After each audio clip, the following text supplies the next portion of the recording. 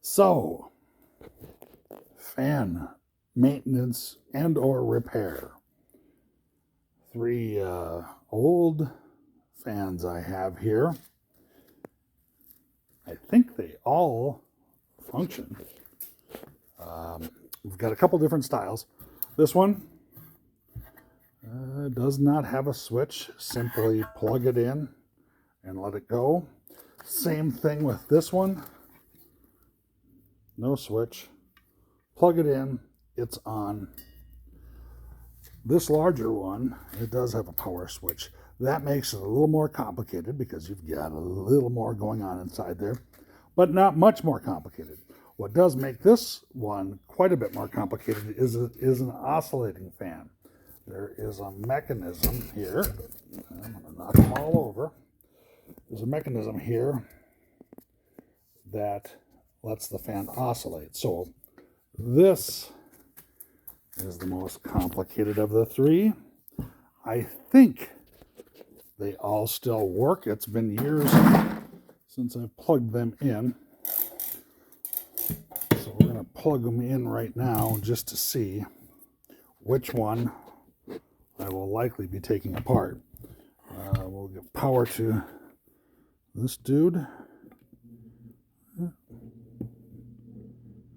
And it works. I replaced the cord on this once upon a time. This one appears to have its original cord with a replacement plug.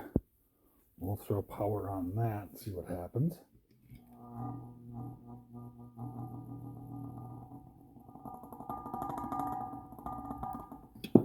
Shakes kind of violently, but it works.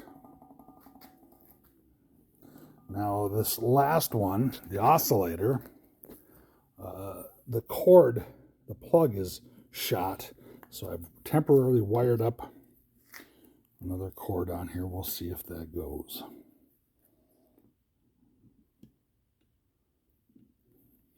No, it moved. There it is. And it oscillates. I think this makes a bunch of racket or something else. There's something wrong with the oscillating mechanism. But I'm not going to tear that one apart tonight. Other than the oscillator, I think it all works well.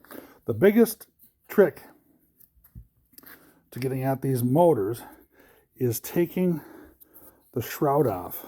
So all of these have bolts somewhere back in here. So getting at them can be a little bit of a challenge. What also might need to be done is the fan blade may need to be loosened up and removed before actually being able to take the guard off. Some of these guards are in two pieces and can be split, and then you have access to the blade. But all of these ones, the cage, the guard is all one piece. So now these fans, this one has a set screw right here. So that would need to be removed to get the fan blade off of the motor shaft. Same with this one. This one's got a set screw as well. Sometimes they're a screwdriver type. Sometimes they would be a hex key or an Allen wrench type. This last one, it has just a nut on the front of it, and that would remove the blade. Another thing to just point out on these, we've got, these are kind of, I don't want to call them sealed motors, but they are completely enclosed, and they have no oil ports except for this one. This one has oil ports.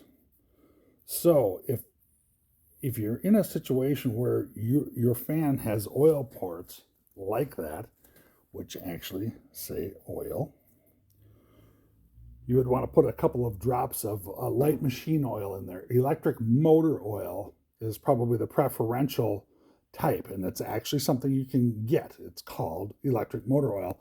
If you can't find specifically electric motor oil, that's okay.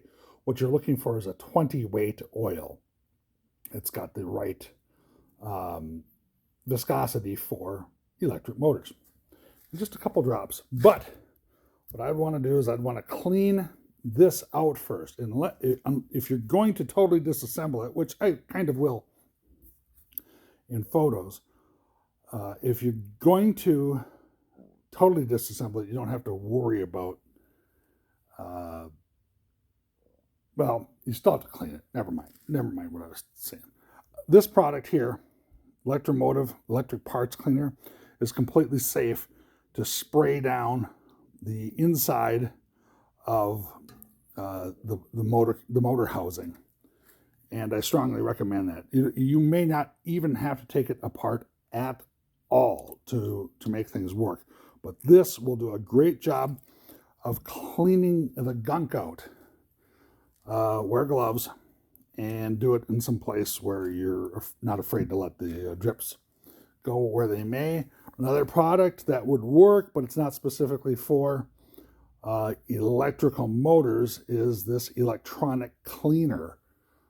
It would safely work on the motors, but Electromotive, and there's other brands out there, it doesn't have to be CRC, but electric motor cleaner is the thing.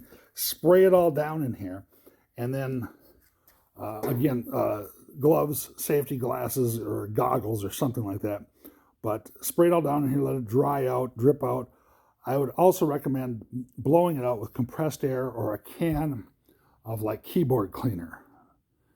And again, if you're not going to take it apart and you don't have oil ports, you still can oil these. Let me see if I can find a good example of how. You could, because there's a bearing right below where I'm tapping with my finger on this motor, on that shaft there. There's a bearing there, and there's also a bearing at the back of these. Now, sometimes it's at the back of the housing. Sometimes it's at the very back of the housing. In this case, it's not. It's going to be somewhere up in the motor itself. But if you can get in there, let me see, I've got a great little oiling tool here. I just had it the other day. Where'd it go? That dude. It's got this very fine needle point that, shining a light in there, you could see where the back of the shaft is on the motor. A couple of drops of oil on that. A couple of drops of oil right in on the shaft itself, and let the fan sit so that the oil could potentially run down the shaft and into the motor housing.